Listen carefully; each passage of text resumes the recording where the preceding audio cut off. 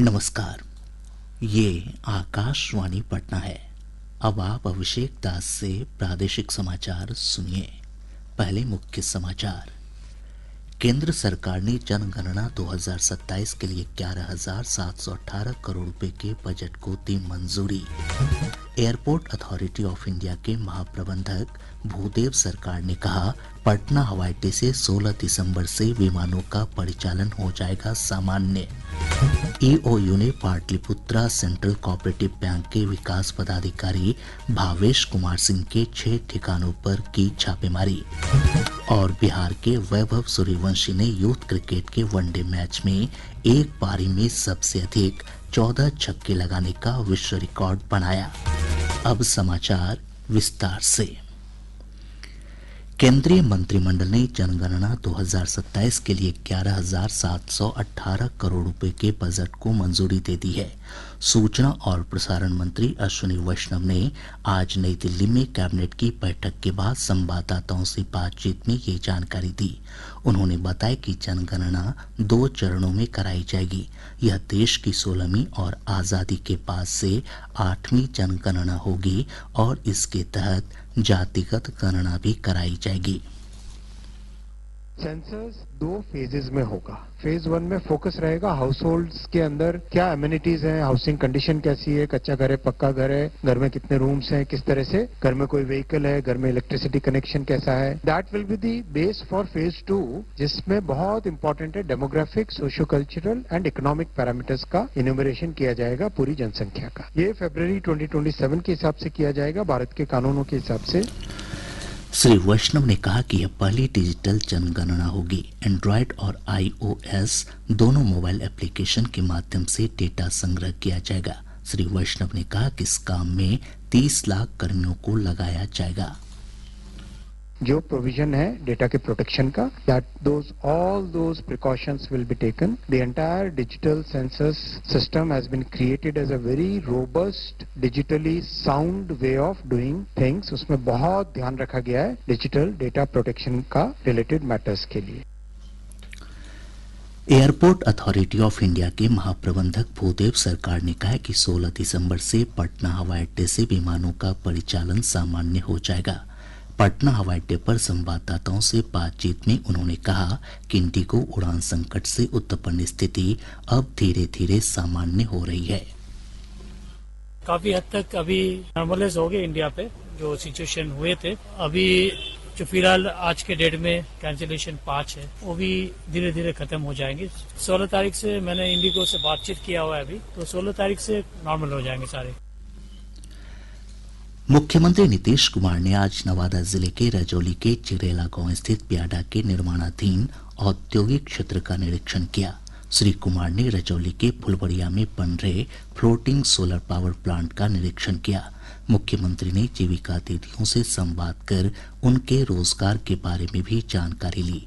इस अवसर पर उप मुख्यमंत्री सम्राट चौधरी और जल संसाधन मंत्री विजय कुमार चौधरी भी उपस्थित थे। उप मुख्यमंत्री सह राजस्व और भूमि सुधार मंत्री विजय कुमार सिन्हा ने आज पटना में भूमि सुधार जन कल्याण संवाद अभियान की शुरुआत की। उन्होंने कहा कि इस अभियान का उद्देश्य भूमि से जुड़ी सभी सेवाओं को पारदर्शी, आसान और समयबद्ध तरीके से उपलब्ध कराना है। श्री सिन्हा ने कहा कि यह संवाद कार्यक्रम अगले 100 दिनों तक राज्य के हर एक जिले में आयोजित किया जाएगा। पटना में रेगुलर सप्ताह में एक दिन 2 घंटे कम से कम हम या हमारे प्रधान सचिव या पदाधिकारी बैठेंगे और आपकी समस्या को सुनेंगे। इसलिए घबराना नहीं है। आपस में कर्मचारी से, पदाधिकारी से वाद विवाद भी नहीं करना है।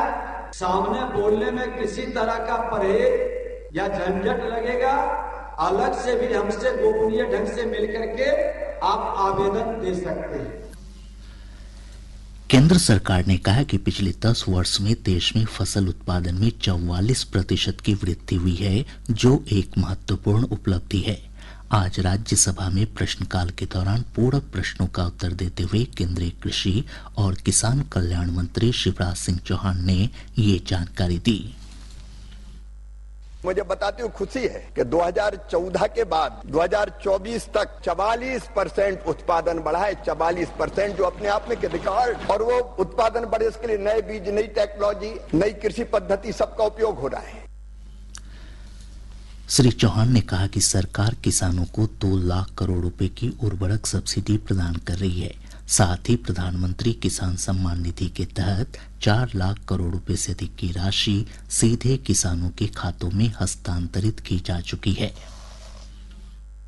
अकेले फर्टिलाइजर सब्सिडी लगभग 2 लाख करोड़ मोदी सरकार दे रही है किसानों को। प्रधानमंत्री किसान सम्मान निधि छोटे किसानों के लिए वरदान बन गई है। लगभग 4,09,000 करोड़ रुपया प्रधानमंत्री किसान सम्मान निधि के रूप में किसानों के खातों में अंतरित किया गया है। राज्य सरकार ने भारतीय प्रशासनिक सेवा के 4 अधिकारियों का तबादला कर दिया है। इनमें 2 को अतिरिक्त प्रभार सौंपा गया है। राजीव रोशन को नवगठित उच्च शिक्षा विभाग का पहला सचिव बनाया गया है। युवा रोजगार और कौशल विकास विभाग के पहले सचिव के तौर पर कौशल किशोर को जिम्मेदारी दी गई है। वहीं नागर विमानन विभाग के विशेष सचिव के रूप में नीलेश रामचंद्र तेवरे की नियुक्ति की गई है। आर्थिक अपराध इकाई ईओयू ने आज पाटलिपुत्रा सेंट्रल कोऑपरेटिव बैंक के विकास पदाधिकारी भावेश कुमार सिंह के पटना और गोपालगंज स्थित 6 ठिकानों पर छापेमारी की। ईओयू के टीएसपी सुनील कुमार ने बताया कि बिहटा स्थित उनके राइस मिल से 40 लाख रुपए, लाखों रुपए मूल्य के आभूषण और जमीन तथा निवेश के कई कागजात बरामद किए गए। भावेश कुमार सिंह हैं, ये पाटलिपुत्रा सेंट्रल बैंक में डेवलपमेंट अफसर हैं और इनके विरुद्ध आय से ही संपत्ति का मामला हमारे यहाँ दर्ज हुआ है और उसी सिलसिले में हम लोग माननीय न्यायालय का आदेश प्राप्त हुआ है। अभी जमीन और बैंक से संबंधित दस्तावेज बरामद हुए हैं, हम लोग छानबीन कर रहे हैं और उसका अनुसार कार्रवाई होगी। कैश अभी हम लोग देख रहे हैं। निगरानी जांच ब्यूरो की टीम ने रोहतास जिले के अकोढ़ी कोला प्रखंड शिक्षा पदाधिकारी कार्यालय में पदस्थापित data entry operator Chandan Kumar Sharma को 14,000 रुपए घूस लेते रंगे हाथ गिरफ्तार किया है। गिरफ्तार कर्मी एक शिक्षक से वेतन निर्धारण के एवज में घूस ले रहा था। प्रादेशिक समाचार आप आकाशवाणी पटना से सुन रहे हैं। ताज़ा समाचारों के लिए आप हमारे एक्स हैंडल AIR_News_ पटना पर जा सकते हैं। कांग्रेस के वरिष्ठ नेता और पूर्व केंद्रीय गृह मंत्री शिवराज पाटिल का आज लातूर में निधन हो गया। वे 91 वर्ष के थे। अपने लंबे राजनीतिक जीवन में शिवराज पाटिल ने लोकसभा अध्यक्ष और केंद्र सरकार में कई महत्वपूर्ण विभागों सहित कई प्रमुख पदों पर कार्य किया। राष्ट्रपति द्रौपदी मुर्मू, उपराष्ट्रपति CP राधाकृष्णन, प्रधानमंत्री नरेंद्र मोदी और गृह मंत्री अमित शाह सहित कई नेताओं ने पूर्व केंद्रीय मंत्री शिवराज पाटिल के निधन पर शोक व्यक्त किया है। लोकसभा में शिवराज पाटिल को श्रद्धांजलि दी गई। सदन की कार्यवाही शुरू होने पर लोकसभा अध्यक्ष ओम बिरला ने शिवराज पाटिल के निधन की जानकारी दी। श्री पाटिल जी ने केंद्र सरकार में गृह मंत्रालय सहित विभिन्न मंत्रालयों का कार्यभार संभाला। उन्होंने अनेक संसदीय समितियों के सभापति तथा सदस्य के रूप में भी अपना कार्य किया। उन्होंने पंजाब और राजस्थान राज्यों के राज्यपाल एवं चंडीगढ़ के प्रशासक के रूप में भी अपनी सेवाएं दी। श्री पाटिल जी 2 कार्यकाल के लिए महाराष्ट्र विधानसभा के सदस्य रहे। वे महाराष्ट्र विधानसभा के अध्यक्ष और उपाध्यक्ष भी रहे। उन्होंने महाराष्ट्र राज्य के मंत्री परिषद के रूप में भी अपनी सेवाएं दी। राज्यपाल आरिफ मोहम्मद खान और मुख्यमंत्री नीतीश कुमार ने शिवराज पाटिल के निधन पर शोक संवेदना व्यक्त की है। बिहार के वैभव सूर्यवंशी ने यूथ क्रिकेट के वनडे मैच में एक पारी में सबसे अधिक 14 छक्के लगाने का विश्व रिकॉर्ड बनाया है। उन्होंने ऑस्ट्रेलिया के माइकल हिल का रिकॉर्ड तोड़ा, जिन्होंने एक पारी में 12 छक्के लगाए थे। आज एशिया कप अंडर-19 क्रिकेट में संयुक्त अरब अमीरात के खिलाफ खेले गए मैच में वैभव सूर्यवंशी ने 14 छक्कों और 9 चौकों की मदद से 171 रन की शतकीय पारी खेली। बोधगया में आयोजित 20वां अंतर्राष्ट्रीय त्रिपिटक जाप समारोह आज संपन्न हो गया। समापन समारोह में राज्यपाल आरिफ मोहम्मद खां शामिल हुए। श्री खां ने कहा कि भगवान बुद्ध का दर्शन आज के संदर्भ में और अधिक प्रासंगिक हो गया है। उन्होंने लोगों से भगवान बुद्ध के दिखाए रास्ते पर चलने की अपील की। भारत में पहली बार इस समारोह का आयोजन हुआ था। बिहार सरस मेले की आज से पटना के गांधी मैदान में शुरुआत हुई। ग्रामीण विकास मंत्री श्रवण कुमार ने मेले का विधिवत उद्घाटन किया।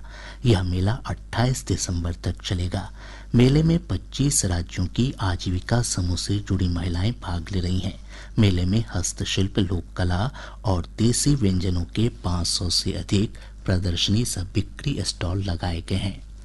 बेगूसराय में स्पीक मेके की ओर से संतूर वादन कार्यक्रम का आयोजन किया गया। इसमें संगीत नाटक अकादमी पुरस्कार से सम्मानित प्रसिद्ध संतूर वादक पंडित तरुण भट्टाचार्य ने राग परमेश्वरी की प्रस्तुति दी। सीतामढ़ी जिला प्रशासन ने मीडिया में आ रही उन खबरों का खंडन किया है जिसमें कहा जा रहा है कि जिले में HIV मरीजों की संख्या में अप्रत्याशित बढ़ोतरी हुई है। जिलाधिकारी रिची पांडे ने संवाददाताओं से बातचीत में कहा कि जिले में वर्ष 2005 से लेकर अब तक 6,900 HIV संक्रमितों की पहचान हुई है। उन्होंने बताया कि वर्ष 2025-26 के अक्टूबर माह तक जिले में केवल 200 HIV संक्रमितों की ही पुष्टि हुई है।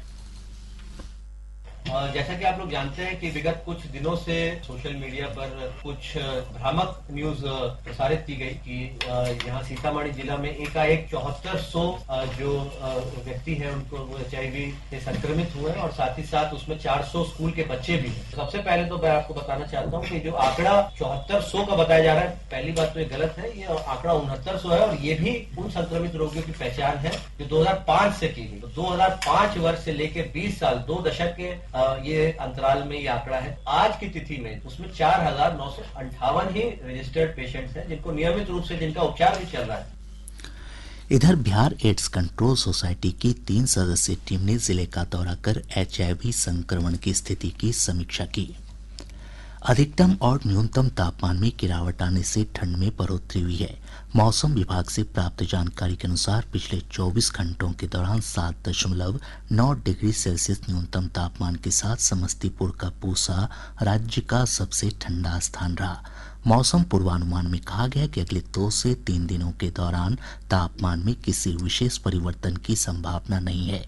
सुबह के समय कुछ स्थानों पर हल्के से मध्यम स्तर का कुहासा छाया रहेगा। उर्दू के विकास के लिए आज पटना में उर्दू परामर्शदात्री समिति की बैठक हुई। बैठक के बाद समिति के सदस्य प्रोफेसर फिरोज मंसूरी ने बताया कि बिहार की दूसरी राजकीय भाषा उर्दू के विकास के लिए सरकार प्रतिबद्ध है। इसके लिए हर एक जिले में उर्दू बेदारी कॉन्फ्रेंस का आयोजन किया जाएगा। साथ ही जागरूकता अभियान भी चलाया जाएगा। पटना के बेउर थाना क्षेत्र से पुलिस ने अवैध रूप से बालू की मंडी चलाने की शिकायत मिलने पर छापेमारी कर 9 ट्रैक्टर ट्रॉली को जब्त किया है। इस मामले में एक व्यक्ति की गिरफ्तारी हुई है। कटिहार जिले के कुर्सेला थाना क्षेत्र स्थित एक मंदिर के पास से पुलिस ने 206 ग्राम मादक पदार्थ स्मैक के साथ एक तस्कर को गिरफ्तार किया है। और अब अंत में मुख्य समाचार एक बार फिर। केंद्र सरकार ने जनगणना 2027 के लिए 11,718 करोड़ रुपए के बजट को दी मंजूरी। एयरपोर्ट अथॉरिटी ऑफ इंडिया के महाप्रबंधक भूदेव सरकार ने कहा पटना हवाई अड्डे से 16 दिसंबर से विमानों का परिचालन हो जाएगा सामान्य। ईओयू ने पाटलिपुत्रा सेंट्रल कोऑपरेटिव बैंक के विकास पदाधिकारी भावेश कुमार सिंह के 6 ठिकानों पर की छापेमारी। और बिहार के वैभव सूर्यवंशी ने यूथ क्रिकेट के वनडे मैच में एक पारी में सबसे अधिक 14 छक्के लगाने का विश्व रिकॉर्ड बनाया। इसके साथ ही आकाशवाणी पटना से प्रसारित प्रादेशिक समाचार का ये अंक समाप्त हुआ। आकाशवाणी पटना से अगला समाचार बुलेटिन प्रातः 8:48 से प्रसारित किया जाएगा।